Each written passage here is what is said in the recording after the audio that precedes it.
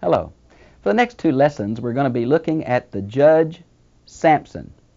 He's rather a unique judge. He's kind of the Mr. Universe of the Old Testament. We're going to be dividing up the section of Judges that deals with him into two parts, chapters 13 and 14, and then chapters 15 and 16. So let's begin, if we could, at chapter 13, verse 1. Now the sons of Israel did evil in the sight of the Lord, so the Lord gave them into the hands of the Philistines 40 years. Now, the Philistines are a group of the Aegean people. They tried to invade Egypt somewhere around 1250 BC, but they were repulsed, and they settled on the southwest corner of Palestine. If you look at a map, there should be a map somewhat like this in the back of your Bible. This one happens to be Canaan, divided among the 12 tribes. Right along the coast here, next to the tribe of Judah and Dan and Simeon, are the 5 cities of the Philistines. And, of course, they have city-states like the Greek Aegean islands from which they came. And these guys are the only uncircumcised group in the whole area. They are a mercenary type of people. But instead of coming in and trying to defeat Canaan, they really did a more subtle temptation. They came in and settled and became merchants and kind of intermingled with the Jewish people, intermarried, started commerce, started trade. They brought the technology of the Iron Age with them. We learned, I believe it's from, I believe it's 1 Samuel 13, verses 19 through 22, that the Philistines were the only ones who had iron weapons, and the Hebrews had to go to them with their plows sharpened, their knives sharpened, and they really had the technology advantage. They also had chariots, which means they controlled that coastal plain, but not the foothills where the Judeans lived. So that's who the Philistines are. Matter of fact, the word Palestine is a derivation from Philistines. Notice this, and this same cycle of evil we have been seeing now time after time. The people, a generation grew up that did not know the Lord. They began to go after the other gods, and God punished them by sending a foreign nation. Now remember, the punishment was to bring them back. The punishment was a loving father to bring his people back. But they would not, and they would not, and they would not, and they would not. This vicious cycle shows the faithfulness of God and the irresponsible faithlessness of his people. Now, notice it says 40 years. Now, 40 years, there's so many uses of the word 40 in the Bible. We got it rained 40 days and 40 nights. We got Moses up on the mountain 40 days. We got 40 years wilderness wandering. Jesus tempted 40 days. Most of us think that sometimes the word 40 is pretty literal. It means something over a lunar cycle. But many times it's just a long period of indefinite time. Okay? 40 years here. One generation, if you would. There was a certain man of Zorah.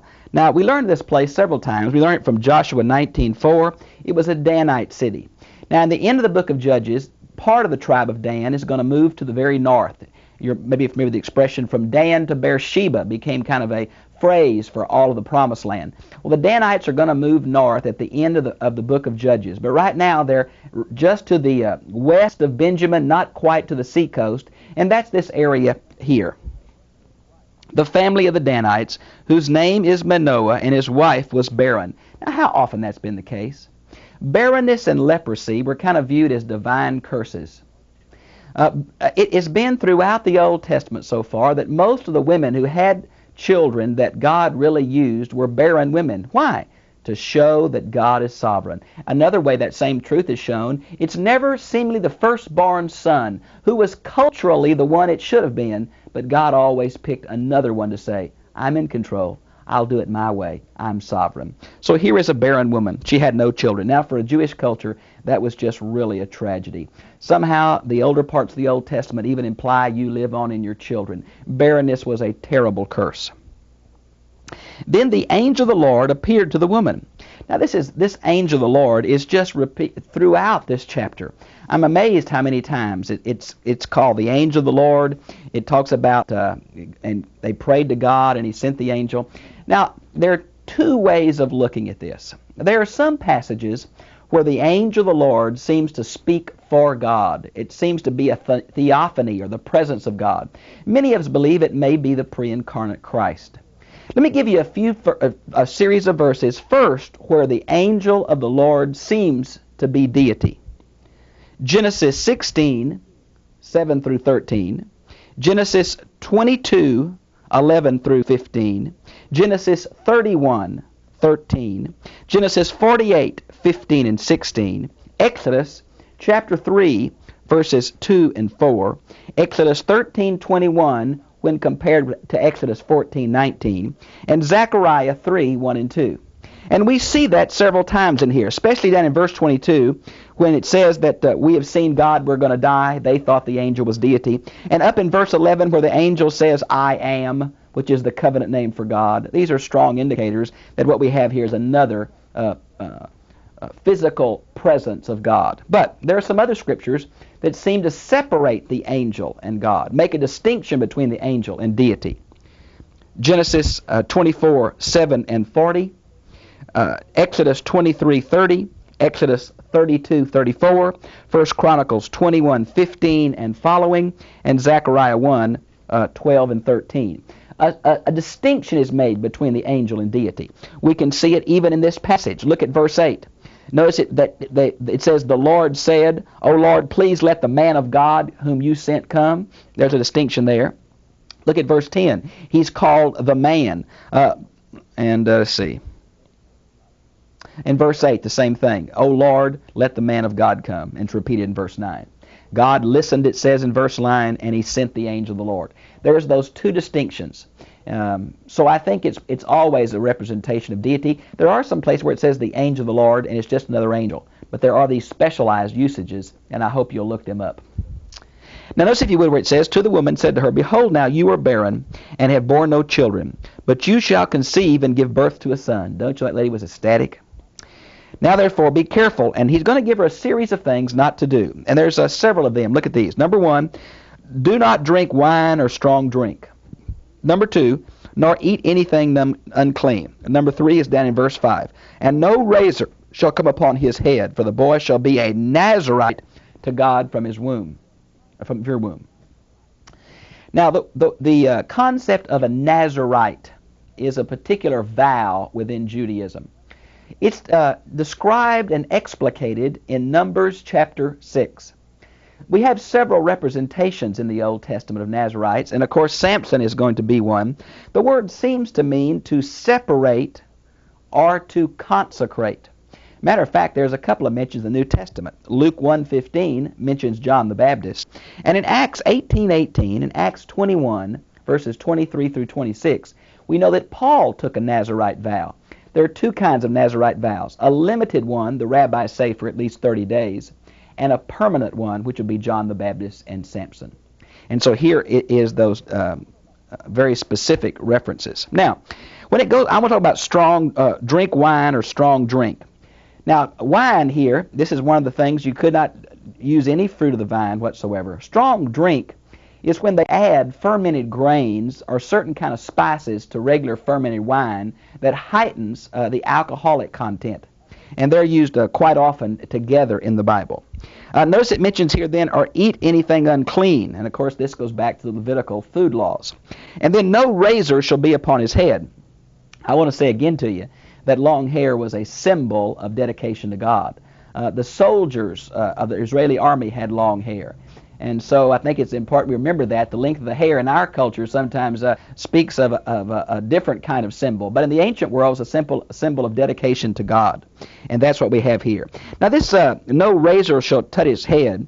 You may want to see there's several relationships to this. The cutting of the hair was sometimes linked to cults, and that made it evil. Let me give you a few references. Judges 5:2, Deuteronomy 32:42, and 2 Samuel 14:26. You might want to compare those about the use of a razor.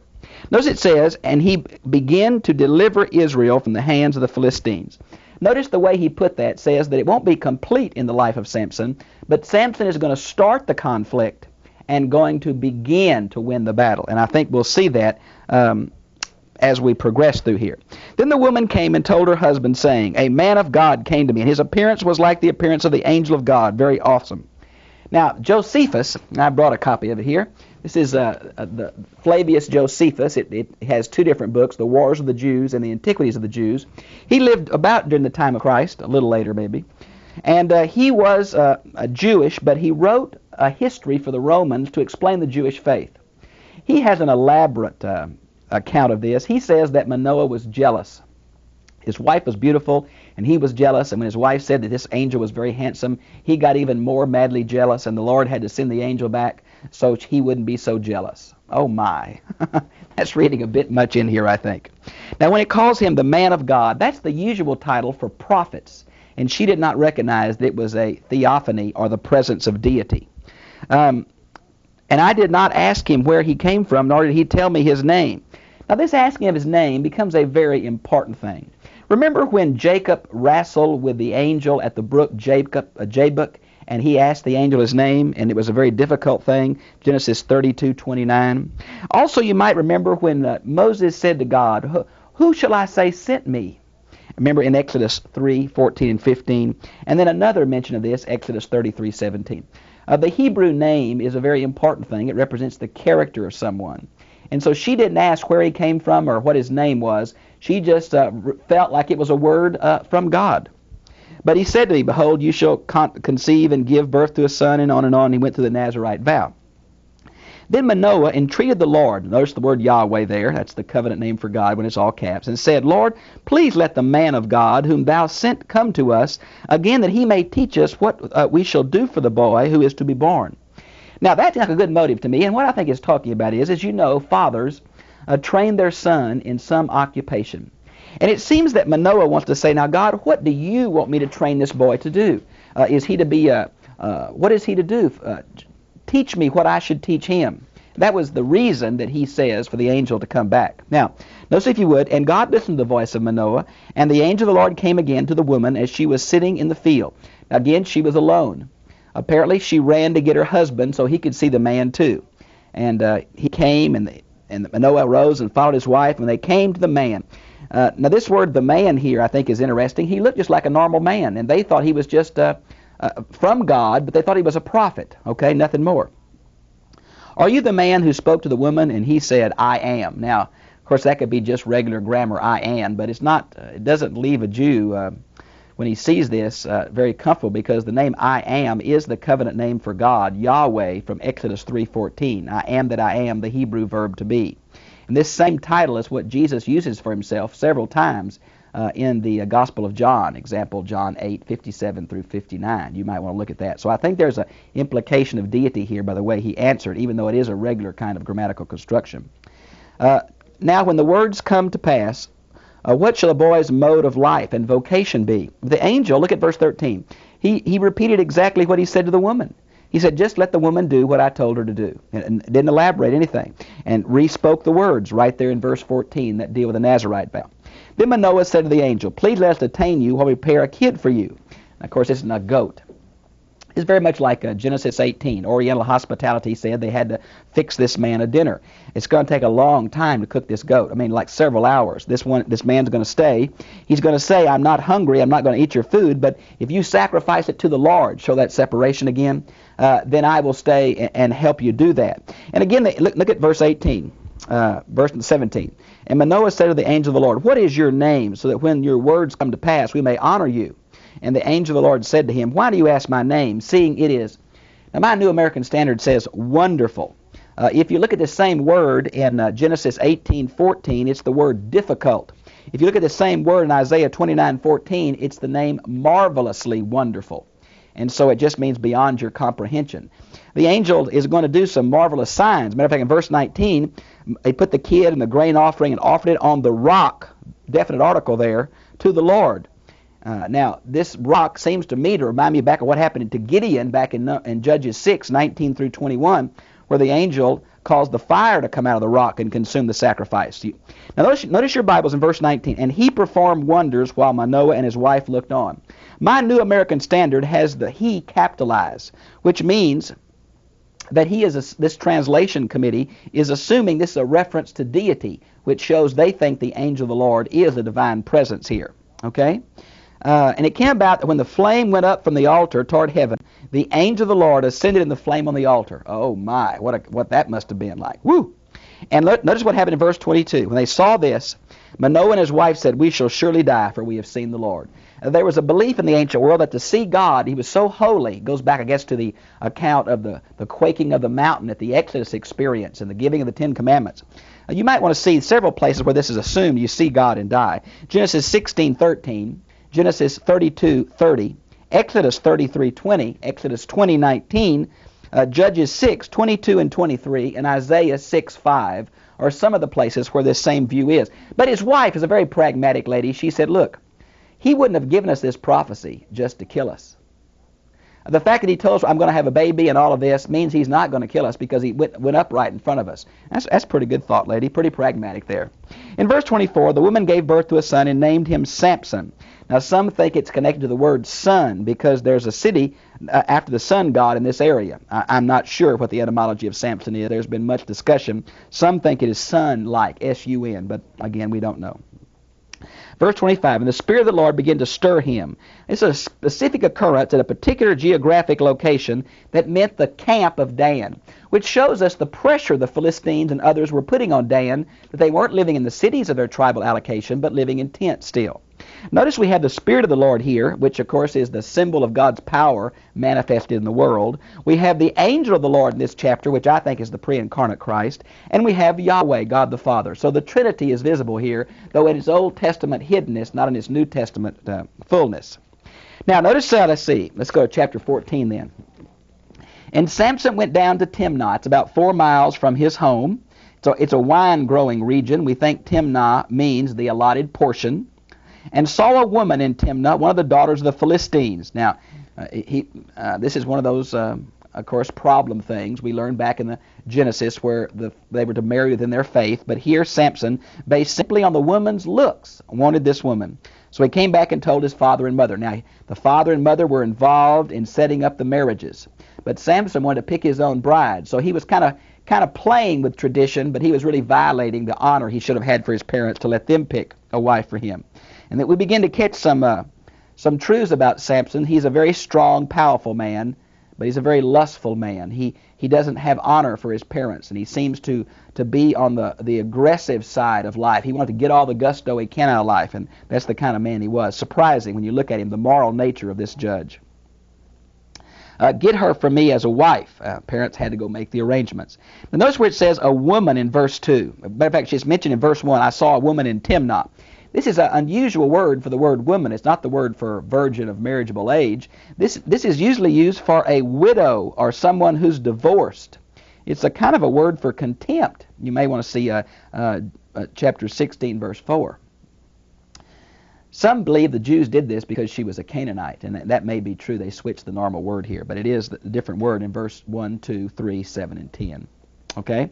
Is there no woman among the daughters of your relatives or among all of your people that you take a wife from the uncircumcised Philistines? Now, everybody else of the Canaanites were circumcised. Only the Philistines were not.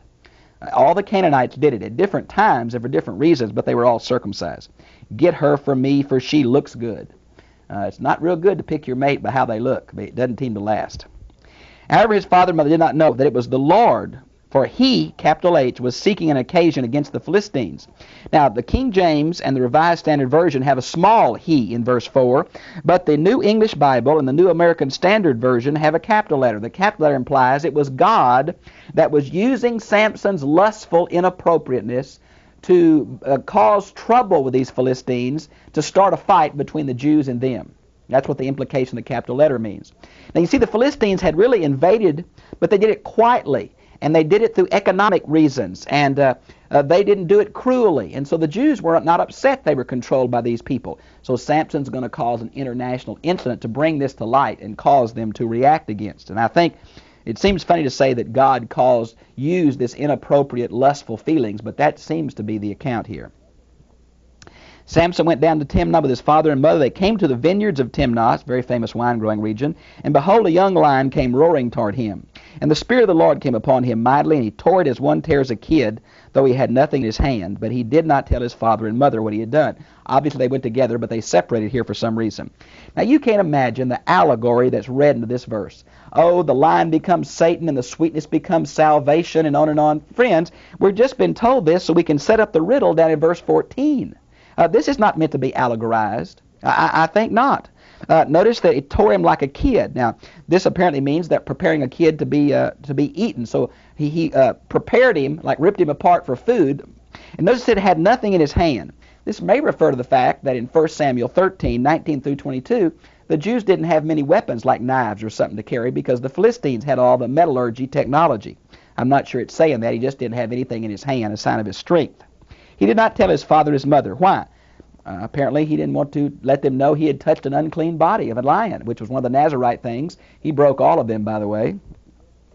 So he went down and talked to the woman, and she looked good to Samson, and he later returned to her. This seems like to be kind of the normal probation period. Probation, that's not a good word. Betrothal period. Sometimes it could last up to a year, but how long, we don't know. And when he came back, and it had to be some period of time because some bees had made their nest in the carcass of this lion. Now I'm sure all the flesh had rotten away. It was just kind of the rib cage where these bees had collected.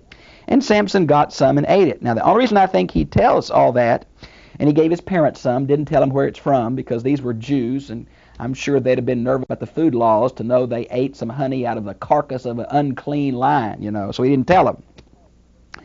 Then it was customary for them to have a party in verse 10, and there were 30 companions, Philistine companions apparently. Now Josephus says they came to guard Samson because they didn't trust him. That may be true, or it may have just been young men of the city. We just can't be sure. And Samson kind of makes a deal with him. He wants he had paid a dowry for his wife, and apparently he wants to get some of it back.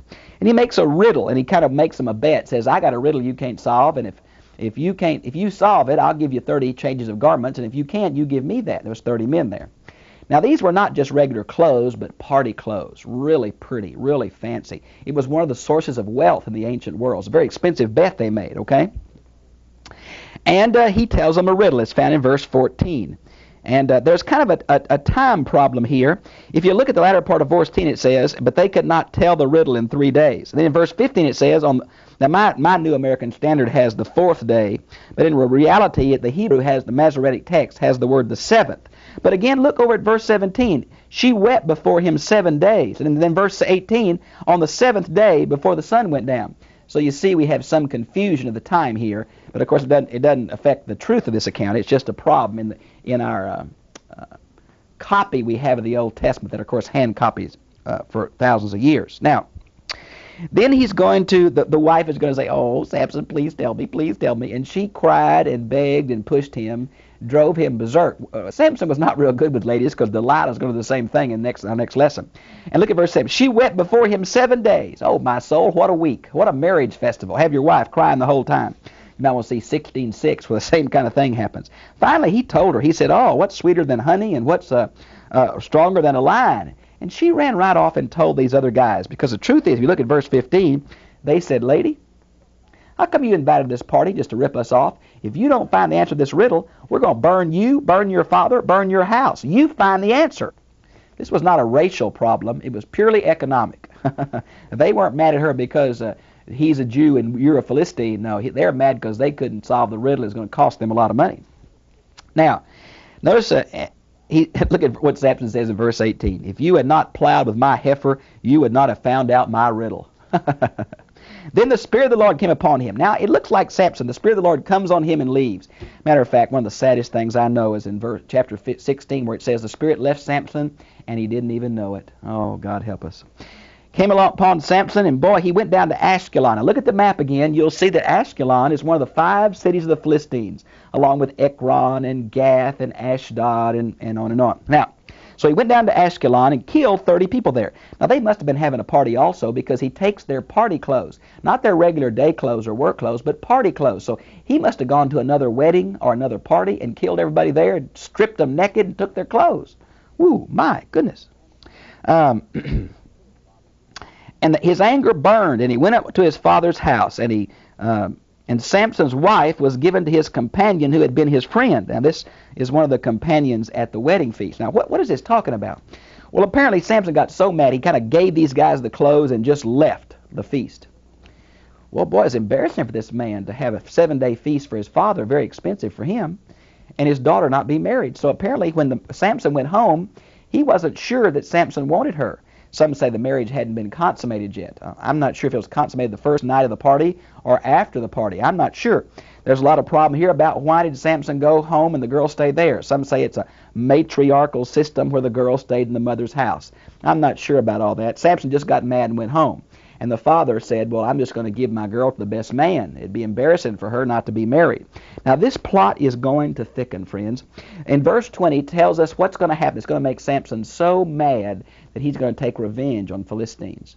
And that's been the purpose of these whole chapters. Samson is an unusual judge. He's an immoral judge, and yet God uses it for the very purpose. His immorality is the occasion for God to do what he wants to do. I think God does use even evil for his purposes.